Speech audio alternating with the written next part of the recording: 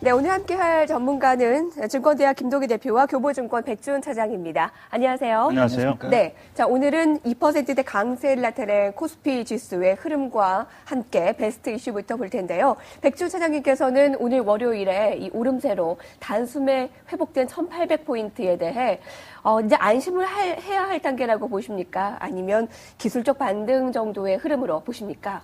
예, 그렇습니다. 아직까지 기술적인 반등 영역대라고 보기에는 좀 이르다는 판단이고요.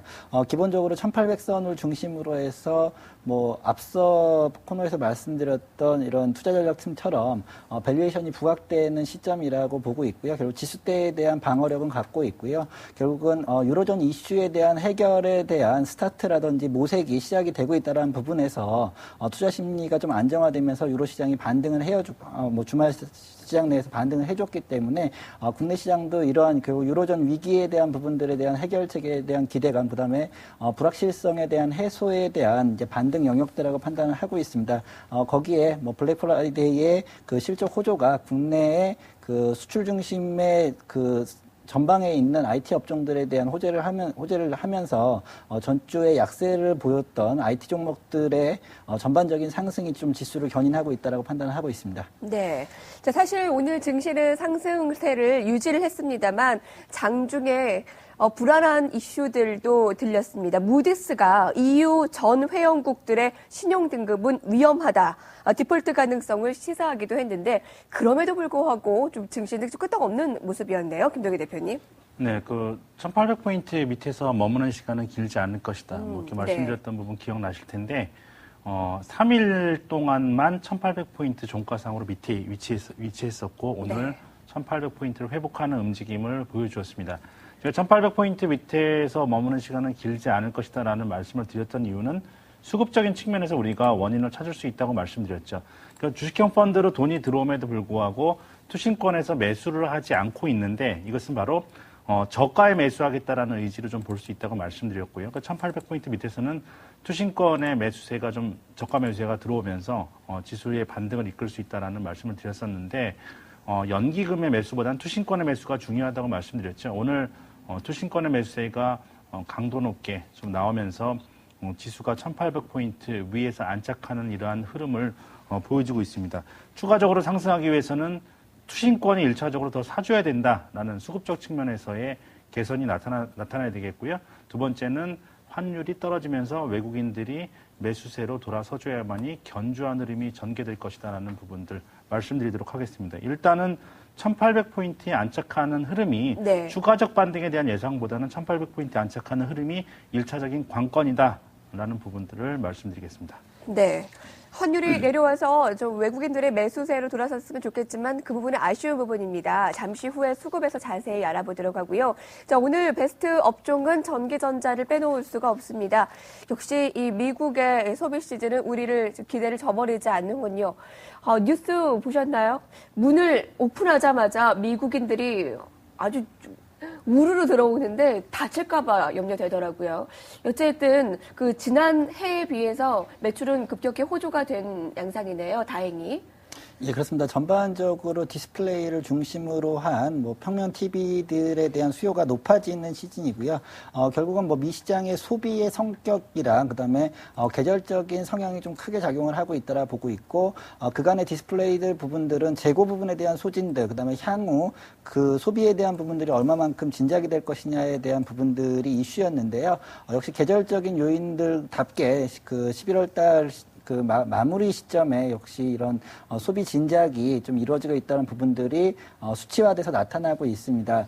하지만 전반적으로 지금 디스플레이 업종들과 그다음에 가전을 중심으로 하는 업종들의 그 영업이익률 자체는 현재는 이제 고부가 가치보다는 오히려 대량의 판매와 더불어서 규모의 경제를 가고 있는 그 성장기 시점에 있기 때문에 추가적으로 이 미국 경기 특히나 소비에 대한 상승뿐만 아니라 전반적인 글로벌에 대한 소비의 상승이 좀 견조하게 든든하게 따라줘야 될 것이고요. 이러한 가장 큰 소비 시장의 주축인 뭐 중국 경기 역시도 좀 관심을 가지셔야 될 것인데 뭐 춘절까지 이어지는 연말과 연초에 이러한 모멘텀들을 현재 갖고 있기 때문에 오늘 그 전기전자 업종들 특히나 디스플레이와 가전을 중심으로 해서 상승을 하고 있고요. 하지만 아직까지 이제 수급적으로 보이는 것들은 삼성전자라든지 삼성전기를 중심으로 해서 양호한 흐름을 보여주고 있고 오히려 LG그룹들, LG전자, LG디스플레이 같은 경우는 수급적인 기반이 좀 약한 부분이 있기 때문에 아직까지는 좀 더 확인을 해야 될 구간으로 판단하고 있고 무조건적인 매수보다는 네. 오히려 연말 장세에 유로존에 대한 리스크라든지 이런 네. 것들이 부각될 때 저가에서 매매하는 전략들은 유효할 것으로 생각하고 있습니다. 네. 아주 긍정적인 모습은 아닌데요. 아까 김영렬 팀장께서도 미국의 이 블랙 프라이데이의 영향도 있지만 워낙에 또 최근에 눈높이도 많이 낮아졌다라는 점을 좀 부각을 했었던 상황입니다. 경기 부진으로 지난해보다 이 할인율이 좀 많아졌기 때문에 또 이번에 매출 호조도 더 잘 이뤄졌다라고 보고가 되고 있는데요. 김동희 대표님께서는 오늘 IT의 강세에 대해서 주도주의 부각이라고 보셨습니까? 아니면 좀 더 두고 봐야 하는 시점이다라고 보셨습니까? 글쎄요, 뭐 주도주의 부각이라고 보기는 어렵죠. 지금 주도주라고 한다면 지금 상승 추세에 위치해 있어야 되는데 IT주들 가운데서도 삼성전자를 제외하고는 거의 대부분이 역별 구간에 존재를 하고 있기 때문에 주도주의 부각이다라고 좀 볼 수는 없겠고요. 기술적 반등이라고 좀 볼 수가 있겠습니다. 블랙 프라이데이 때문에 주가가 올랐다라고 보는 것은 좀 어느 정도는 좀 억지에 가까운 것이 아닌가라고 좀 보여지고 있고요. 블랙 프라이데이가 뭐 올해만 존재하는 것도 아니고 작년에도 존재했고 매년 존재하는 것이고 올해 더 뭐 물건이 많이 팔린다고 해서 IT 종목군들의 펀더멘털이 개선된다라고는 볼 수 없겠죠. 일회성 모멘텀이기 때문에 그러한 부분들로 본다면 연속성을 갖는 시장 주도주로서의 부각으로 보기에는 모멘텀이 부족하다라고 할 수가 있겠습니다. 네, 두 분 다 공통점을 발견했습니다. IT의 상승, 연속성을 오늘 하루로는 확인할 수 없다. 조금 더 시간을 필요로 한다라는 의견을 줬습니다. 자, 지금부터는 MTN 팔로우 함께 하실 텐데요. 여러분들의 궁금증을 가지고 있는 이 종목 참 궁금하네요. 함께 보시죠.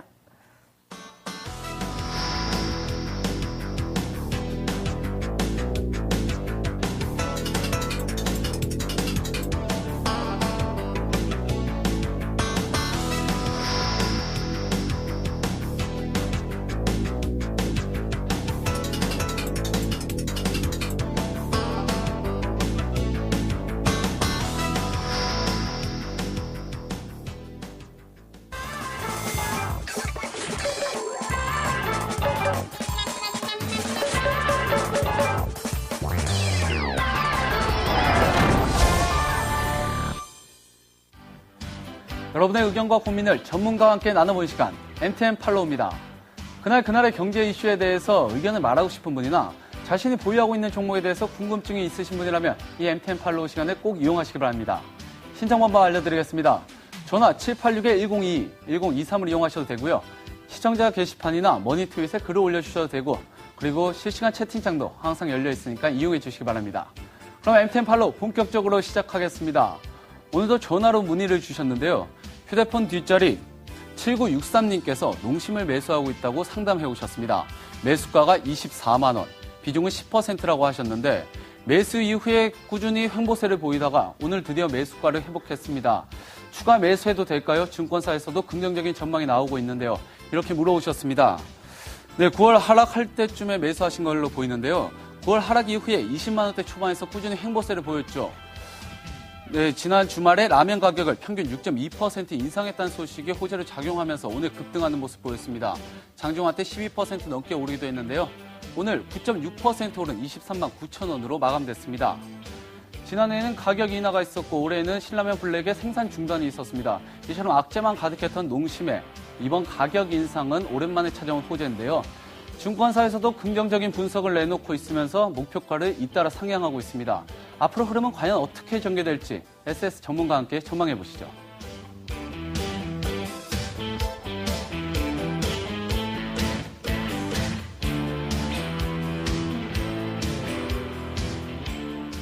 네, 오늘 23만 9천 원의 거래를 마쳤습니다. 농심의 매수가가 24만 원이니까 거의 지금 매수가에 좀 도달했는데, 자, 여기서 추가 상승을 생각해서 추가로 더 매수를 할지 아니면 그냥 가지고 있을지 오히려 좀 더 교체 매매를 할 것인지에 대한 궁금증이 있으신 모양입니다.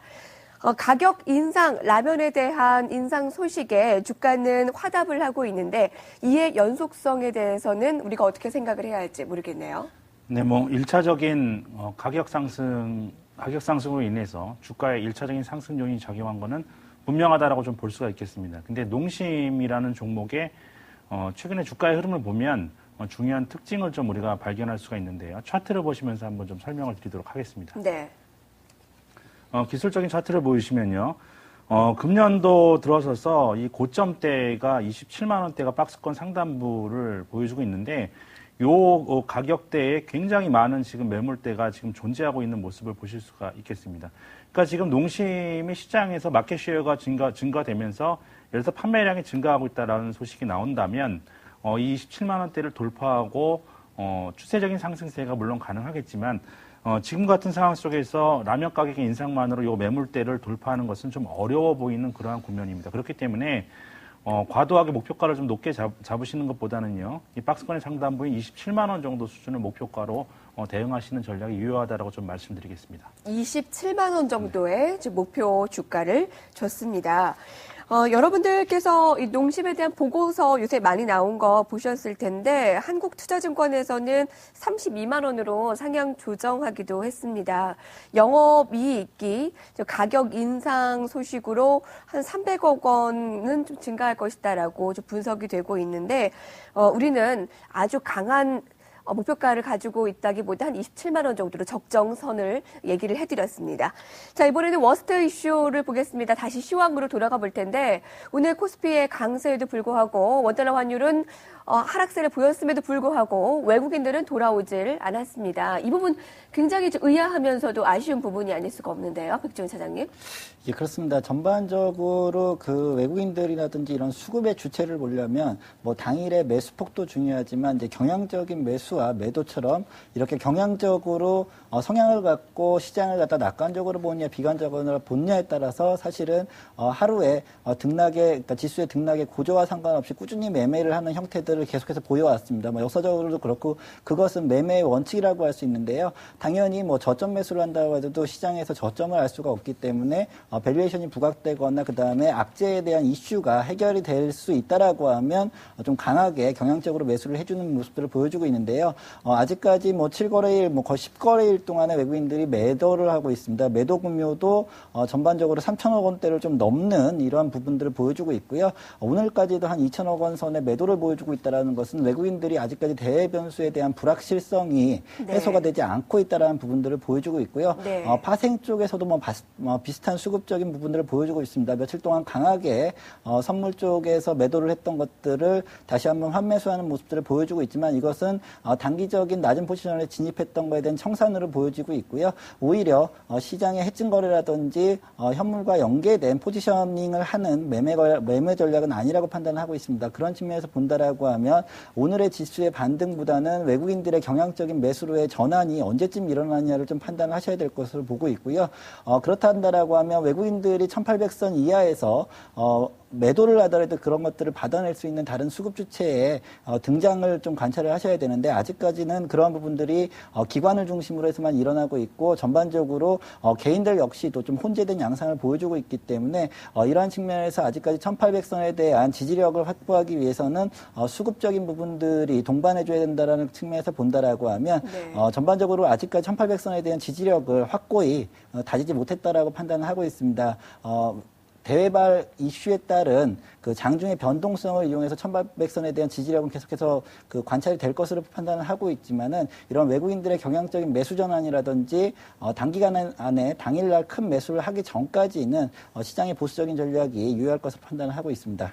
유럽인들의 입장에서 봤을 때 본인들의 코가 석자인데 한국 증시 살 여력이 어디 있겠느냐. 아직은 좀 더 봐야 한다라는 의견이고요. 아까 제가 백주현 차장님께 오늘 한 단숨에 1800을 회복했는데 안심해도 됩니까? 아니면 기술적 반등 정도입니까? 라는 질문을 드렸는데 기술적 반등이라고 얘기하기도 조차 쉽지 않다라고 얘기를 해주셨거든요. 그만큼 좀 보수적으로 보시는 것 같아요. 1800선 지지를 하는가가 좀 더 시간이 필요로 할 것이다. 아직도 그런 의견이신 거죠? 예, 그렇습니다. 지금 앞으로 열려 있는 EU하고 미국 간의 정상회담이라든지 이런 재무장관 회의를 통해서 유로존 위기에 대한 해결 방안이 실질적으로 시장에 도움을 주기 위해서는 기간적인 이슈가 좀 시간이 필요할 것으로 보고 있고요. 이러한 기간 조정은 좀 불가피할 수밖에 없다라고 판단하고 있습니다. 전반적으로 EU 시장이라든지 글로벌 시장의 이런 재무 위험에 대해서 정치적인 이슈로 접근을 하고 있기 때문에 이러한 측면에서 정치적인 답안이 어떻게 나올 것이라고 판단하기에도 상당히 그 시장의 참여자들이 선택하기는 어렵다라고 판단을 하고 있고요. 그렇다라고 하면 오히려 이러한 합의안을 도출해가는 과정에서 오히려 불확실성들이 커지고 하루하루 이렇게 등락을 거듭하는 장세가 좀 이어질 수 있고요. 그렇다라고 보면 오히려 수급적인 측면에서 안정화된 구간 내에서 포트폴리오의 편입 비중을 늘리거나 좀 줄이는 이러한 그 대응의 영역이 많다라고 판단을 하고 있습니다. 그때도 늦지 않았다라는 겁니다. 자, 외국인들의 매도세가 언제쯤 좀 잦아들고 매수로 돌아설 것인가 그 기간을 우리가 예측하기에는 쉽지 않죠, 김동기 대표님. 네, 예측하기는 쉽지 않지만 예측할 수 있는 단서가 바로 환율입니다. 그래서 그 환율과 연관시켜서 좀 보시면요. 일단 11월 들어서 매매 주체별 동향을 좀 보시면요. 표를 통해서 좀 보여드리도록 하겠습니다. 외국인은 공매도 재개 이후에 강하게 좀 팔고 있는 흐름을 보여주고 있고, 개인들은 사다가 최근 들어서 혼조세, 그렇지만 기관은 최근 들어서 이제 사주고 있는, 오늘 같은 경우에는 양대 매수 주체죠. 외국인과 투신 둘 중에 하나만 강하게 사면 지수는 올라가는데 투신이 좀 강하게 샀습니다. 그런데 중요한 특징이 오늘도 외국인들이 2천억 가까이 매도를 했지만 환율의 움직임을 좀 보시면요. 환율 차트를 보시면 오늘 좀 굉장히 좀 낙폭이 있었죠. 10원 가까이 환율이 지금 10원이 넘게 환율이 떨어지고 있는 이러한 모습을 보여주면서 1154원을 지금 기록하고 있습니다. 1160원대를 넘어섰다가 다시 1150원대로 떨어지고 있는 이러한 모습인데, 외국인이 매도를 2,000원까지 했음에도 불구하고 환율이 많이 떨어졌다라는 부분들은 외국인들이 매도를 해서 이것을 달러로 바꾸어서 나가지 않았다라는 부분이 될 수가 있습니다. 그렇기 때문에 국내에 지금 현재 그 자금이 머무르고 있다라고 좀 볼 수가 있는 부분이거든요. 그러니까 오늘 만약에 내일 추가적으로 환율이 더 떨어져서 1,150원대 밑으로 떨어진다면 외국인들의 수급적인 측면에서는 좀 개선될 수 있는 여지가 있다라고 여러분들 보시는 게 좀 맞을 것 같고요. 그렇기 때문에 지금은 다른 지표보다는 수급이 가장 중요한 상황이기 때문에 환율의 움직임이 총체적인 국가적 경쟁력 리스크 그리고 수급적인 부분을 총체적으로 대변하고 있다라는 관점에서 환율을 중요한 변수로 보시기 바랍니다. 오늘 1154원에서의 거래를 마쳤는데 1150원대 아래로 내려간다면 외국인들도 좀 매도를 좀 멈추는 것으로 우리가 예측의 단서로 볼 수 있지 않겠느냐라는 의견을 주셨습니다. 오늘 강세 업종들이 참 많았습니다. IT와 유틸리티, 또 화학, 조선, 건설 할 것 없이 모두 경기 민감주를 중심으로 상승세가 뚜렷했는데 아쉬운 부분이 자동차가 뒤따라가지 못했다라는 점입니다. 자, 이 정도의 상승이었다면 선두적인 상승의 역할을 했을 법도 한데 그렇지 못한 이유가 어디에 있을까요, 백주현 사장님? 예, 그렇습니다. 말씀드린 대로 정리를 다 대신 말씀을 해주셨는데요. 결국 경기 민감주와 그다음에 밸류에이션이 양호했던 종목들, 결국은 가격의 논리에 의해서 오늘의 지수의 상승은 이루어졌다라 보고 있습니다. 그동안 시장에서 소외되거나 오히려 지수의 하락률보다 더 하락률이 컸던 업종들이 많이 올라서는 모습들을 보여줬고요. 반대로 현대차를 중심으로 한 이러한 자동차라든지 부품 업종들에 대해서는 결국은 업종에 대한 상승 모멘텀이 좀 부재하다라고 판단하고 있습니다. 경기와 민감한 소비주들이 먼저 치고 올라간다 하더라도 결국은 제품의 판매 단가라든지 소비의 민감도로 봤을 때 자동차 업종들이 그보다는 좀 더디다라고 판단을 하고 있고요. 그런 측면에서 본다라고 하면 좋은 밸류에이션과 그다음에 실적들을 보유하고 있지만 오늘 장에서 좀 소외가 됐다라고 판단을 하고 있습니다. 전반적으로 보면은 자동차 관련주도 밸류에이션 상당히 양호한 구간에 들어와 있고요. 하지만 업종 자체의 성향들이 결국은 소비와 민감하게 움직일 수밖에 없기 때문에 이런 연말 랠리 때 자동차 업종에 대한 모멘텀은 좀 약화되고 있다라는 부분들. 하지만 연말을 지내고 나서 봄이 다가오는 시즌이 되면 또 자동차 업종으로서는 성숙에 돌입을 하고 있기 때문에 좀 이런 기간적인 부분들, 그다음에 계절적인 요인들을 판단하셔서 포트폴리오의 진입 여부를 좀 결정하시면 될 것으로 판단하고 있고요. 하지만 전반적으로 이런 그 자동차를 중심 업종 내에서 대형주들은 또 밸류에이션이 부각되는 시점까지 또 조정이 들어온다라고 하면 하락으로 내려가는 하단에 대한 밴드폭은 좀 작을 것으로 판단을 하고 있습니다. 그래서 뭐 포트폴리오에 편입을 하신다라고 하면 대형주 구간 내에서 오히려 소비와 민감한 IT 종목들을 하시고 그 이후에 자동차 종목들과 그다음에 부품 업종에 관심을 이렇게 순차적으로 가져가는 것은 뭐 괜찮을 것으로 판단을 하고 있습니다. 네. 자, 오늘 하루 상승을 따라가지 못했다고 해서 뭐 값이 뭐 펀더멘털이 나빠진다거나 그런 것은 아니니까요. 또 현대기아차는 미국에서 인지도 상승률 1위를 차지했다라는 호재 소식도 주말 사이에 들려오기도 했습니다. 네, 오늘 월요일 강세로 출발해서 12월에 대한 연말 기대감도 갖게 됩니다. 하지만 여타 다른 해와는 달리 유로존에 문제가 걸려있기 때문에 연말에 대한 기대감의 폭이 우리가 많지는 않은데요. 자, 이번 한 주 전망과 대응 전략 김동희 대표님께 들어볼까요? 이번 한 주는 무엇보다도 좀 삼성전자가 굉장히 중요한 시장의 바로미터다라는 말씀을 드리도록 하겠습니다. 종합주가지수 이상의 수익률을 줬던 종목군, 8월달 지수 폭락 이후에 종합주가지수보다 초과적인 수익을 안겨줬던 두 개의 종목이 바로 삼성전자와 현대차입니다. 대형주주 가운데서 가장 좋은 모습을 보여줬었죠. 근데 지금 좀 변화되는 모습이 좀 나타나고 있는데요. 종합주가지수와 현대차와 삼성전자의 흐름을 보시면 지금 현대차는 시장을 주도하는 흐름이 좀 꺾이는 그러한 모습이고요. 삼성전자만 지금 이제 시장을 선도하는 움직임을 보여주고 있습니다. 차트를 통해서 좀 살펴볼 텐데요. 지금 그림을 좀 보시면요.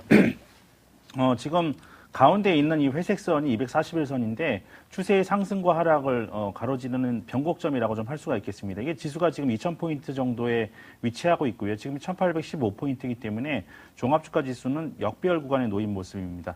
현대차의 움직임을 보시면요. 네. 지금 회색 이 굵은 선이 241선인데 여기를 지금 막 이탈하고 있는 이러한 모습을 보여주고 있죠.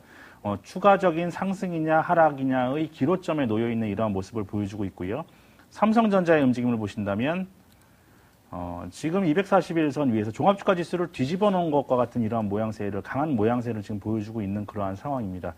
이 세 종목의 비교 차트를 보시면요. 확연하게 드러나는데 이 검정색 선이 종합주가 지수입니다. 그리고 파란색 선이 현대차, 빨간색 선이 지금 삼성전자의 움직임인데 그동안 초과 수익을 안겨주던 현대차, 삼성전자에서 이제 현대차가 종합주가지수보다 탄력이 떨어지는 이러한 모습을 지금 보여주고 있는 구간이기 때문에 이러한 움직임 속에서 삼성전자마저도 탄력이 둔화가 된다면 시장이 좀 굉장히 어려운 국면으로 지금 접어들 수가 있는 그러한 상황입니다. 그래서 삼성전자가 계속해서 좀 시장 대비 초과 수익을 안겨주는 강한 모습을 보여줘야만 되겠고 현대차 역시 지금 추가적인 하락이냐 여기서의 반등이냐의 기로점에서 반등을 해준다면 지금 시장은 좀 더 긍정적인 모습을 보여줄 수 있다라는 좀 관점에서 접근하시기 바랍니다. 오늘 우리 증시는 뭐 여러 가지 상황들을 좀 급하게 선반영해서 좀 많이 오른 측면이 있기 때문에 오늘 지금 미국 증시 같은 경우에도 반등을 할 수 있는 기술적인 모습을 좀 보여주고 있습니다. 오늘 미국 증시에 좀 해외 증시에서 좀 반등이 나온다 하더라도 네. 내일 우리 증시는 좀 답보할 가능성도 있기 때문에 네. 여기서 추가적인 상승이냐 그렇지 않느냐는 오늘 강하게 상승했던 IT주들이 연속적인 상승 흐름을 나타나느냐 아니면 내일 숨고르기가 나타나느냐에 따라서 좀 갈려질 것 같습니다. 그러한 부분을 잘 살펴보시고요. 삼성전자가 이번 주는 네. 시장의 바로미터다라는 네. 부분 갖고 대응하시기 바랍니다. 알겠습니다. 자, 백준 차장님께는 아까 의견을 들어봤으니까요. 자, 지금까지 증권대학 김동희 대표와 교보증권 백준 차장과 함께했습니다. 두 분 고맙습니다. 네, 감사합니다.